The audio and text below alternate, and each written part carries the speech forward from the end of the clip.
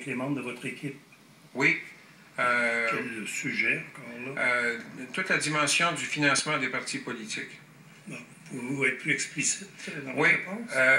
je l'ai dit, le financement des partis politiques, à l'origine, n'était pas une des missions qu'on avait, mais c'est venu nous frapper de plein fouet chaque fois qu'on rencontrait un entrepreneur ou des gens de génie. Tout le monde nous parlait de financement des partis politiques, et donc, si on voulait faire rapport, il fallait absolument un rapport complet, j'entends. Il fallait au moins toucher de ces aspects-là. Donc, avec les membres de l'équipe au grand complet, on a sorti des cas où on nous a parlé de financement des partis politiques, et c'est ce qu'on a ajouté là, à la partie 12, je pense, du rapport.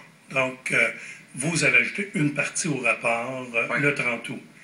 Elle était déjà là, dans une forme très sommaire, mais c'est cette journée-là qu'on a ajouté là, des commentaires plus précis. Sur le financement, oui. Donc la partie 12.1. 12.1. Est-ce que cette partie-là n'avait pas été soumise à Mme Boilly, Bissonnette, Dupont et Brouillette? C'était pas là. Pour commentaire. Est-ce que M. Leblanc en avait eu copie également pour commentaire? Il y en avait eu une copie préliminaire. Il n'y a pas eu la version finale. Ça a été d'ailleurs un point qu'on a discuté avec le ministre, parce que bon, il était comme surpris de voir cette rubrique-là. Mais on est allé au plus vite qu'on pouvait, et ça a été discuté très ouvertement avec lui, qu'il y avait une dimension de financement illégal des partis politiques qu'on ne pouvait pas évacuer. Maintenant, outre cette partie-là, 5.12.1, pardon... Excusez, vous dites que vous en avez parlé avec le ministre? Oui, lors de mon rapport verbal le 1er septembre, le lendemain. Avec sa maman? Avec sa maman. Okay. Toujours le 30 août, avec la rencontre des membres de votre équipe, est-ce qu'il y a une autre partie du rapport qui a fait l'objet de modifications? Là, je vous réfère plus particulièrement à la partie F de votre rapport, qui sont les recommandations.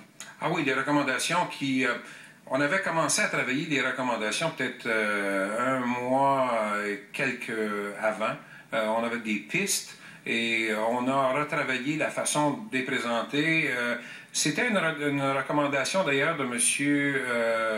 Bastien dès le départ, qui a été reprise par d'autres. M. Boivin aussi m'en avait parlé bon, si on fait des recommandations, vraiment y aller par thème, et vous les avez dans le rapport final par thème.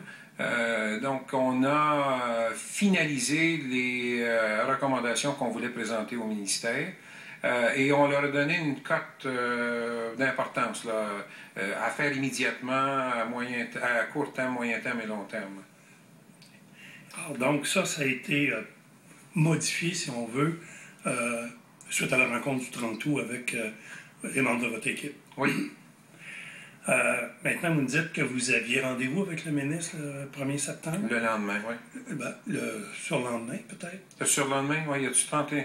OK, c'est surlendemain. Oui. Et donc, c'est le 31 qu'on fait la dernière, on imprime la version la plus chaude, la plus récente du rapport. Oui.